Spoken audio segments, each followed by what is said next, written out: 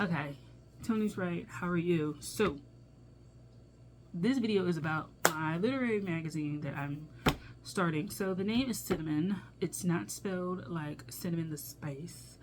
It's an alternate spelling, and I'm not sharing it with you until like everything is set up, so I don't see any other shit on the internet. I'm like, bitch, like I said, this is what I was going to do, and here you go, taking the shit. So yeah, but the name is Cinnamon. It's pronounced like cinnamon, and so yeah, like I decided to come up with that because I like cinnamon. Like, actually, as a type 2 diabetic, cinnamon is like really helpful for me for lowering blood sugar, glucose levels. But also like I put it on a lot of random, like I put it on like ice cream, like plain vanilla ice cream. I put cinnamon on it and it's so good. Like, oh, it's so delicious. I put a lot of cinnamon in my candy yam like syrup, which is like really sweet. It's like a really sweet recipe. It's like you should not be eating it if you're diabetic. You should not. But I make candy yams with a lot of cinnamon, and like if I use cinnamon, it's like I'm very generous with it. I also like the color of cinnamon, and so there's like a richness there to it, even though it's it's kind of powdery and stuff like that, but it's a richness. It's kind of like reddish brown a little bit. Makes things a little reddish brown, and so I like the color. I feel like it's more related to my skin tone also, and so you can kind of get the idea. But there's something like very earthy about it, very earthy, grounded, and that's kind of why I chose the name. It is reflective of the people, like the skin tone of the people. One of the skin tones of the people, people of African descent. So it's a journal that I decided to make specifically for African Americans. And so African Americans, as defined as descendants of chattel slaves who would have been brought to North America, specifically the United States of America, what will be known as the United States of America, and intergenerationally have lived here and have had our own diasporas going back to like Africa, going to parts of Latin America, the Caribbean, having diasporas in Europe, diasporas in Asia, like all over the world via like military and all that kind of stuff. And like these experiences, and I decided to make it African American, descendant of U.S. chattel slave centric, because I felt like there are a lot of Black African diasporic journals and magazines, but I felt like African Americans deserve to have their own literary space, and I think that shouldn't be an issue for people. I think people will make it an issue. I think people can make it an issue, but I think that one of the challenges I have for people is like, if you say that you're for all Black people, and you can accept other groups of Black people who are Caribbean or African or Afro-Latino having their own literary spaces, then you should be able to be like, you should be okay with African Americans, descendant of U.S. chattel slaves and chattel slavery as a system, having their own space. And I think, this is kind of like the question to, if anybody has any issues with that, like why you would have issues if you're like, we're all Black, and we all deserve our own voice. I would kind of question why you would have an issue with that. So yeah, like I decided to center it on that because I also feel like African Americans are a very interesting population in that we're not an immigrant population in the United States of America. Like a lot of people, like, America's the nation of immigrants.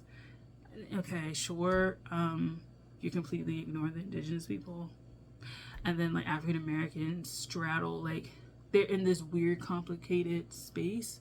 Like we're in this weird complicated space of being, we're not native, we're not immigrant, we interact with both groups, and some of us have blood ties to both groups or one or the other, but we occupy a very interesting space in that we didn't come here willingly, we were brought.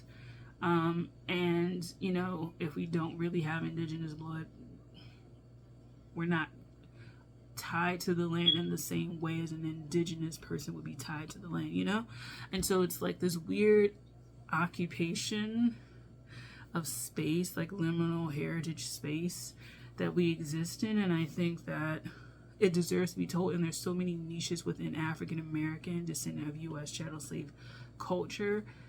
There's so many cultures that should be highlighted and that deserve a shot at being told, because I think for me, learning about my heritage and history, like going through my family's heritage and history and stuff like that, like I personally have been more rooted in saying that I'm African American as opposed to just black. And there's a power in me saying African American. Like, yes, I am black, but African American is a specific realm of experiences, and I'm okay with like being exclusionary in that way. And so for me, this journal is an extension of being, this thing's kind of rude, but exclusionary in that, like, we're focusing on this because there's things that people probably will uncover by having this hyper focused space to kind of explore those things, like different niche, very interesting, idiosyncratic, like things that come out of African American cultures. I wanted a space for that because I just feel like there may be things within African American literature as it's happening today that may crop up that may not be happening in Caribbean, African, Latino, Asian, European literatures that may be very unique to this experience within the United States of America as African American people, not just black people, right? It may be niche interests and niche customs and experiences that other groups of people really genuinely do not have.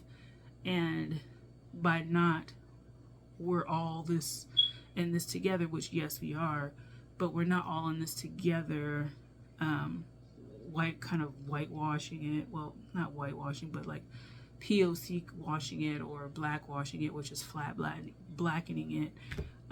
There's just like real potential to highlight those things.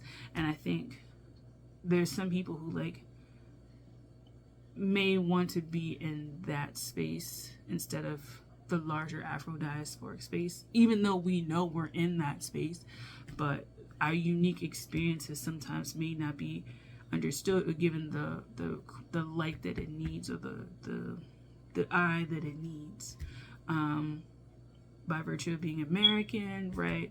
American publishing does take up a lot of global space, and by being like this specific, there's a lot of things that may work against narratives from this group of people, but I wanted a space that would be rooting for this group of people and all of the niche experiences that are happening, and maybe provide a space for people who may not, be entering those spaces willingly or unwillingly.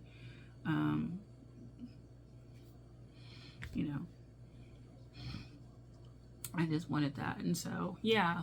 How do I see it expanding and growing? So essentially, the first issues will be digital. I know that. I know that I want there to be 3 a year. It may get down to 2. It may get down to 1. I don't know. But I think I wanted to get to 3 print editions. The first year, definitely, we're all digital because what? And I want to have it ready for June, but really it may not be anything like major. It may just be like I decide to post a poem there. Anybody wants to post a poem there, you can. And then go from there. So that's about it. So it'll be like every 4 months basically. So June, and then we're starting in June, so July, August, September, October. So really it should be like January, February, March, April, May, June, July, August, September, October, November, December, those.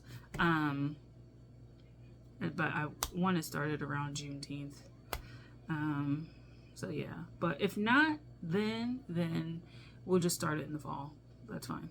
doesn't matter to me. Because I got to get the website up, like actually get the domain, get it hosted, and then start designing it. And I don't have a real designer for this. I have a color scheme and stuff like that, but setting it up, and then getting like something like a submittable to take it.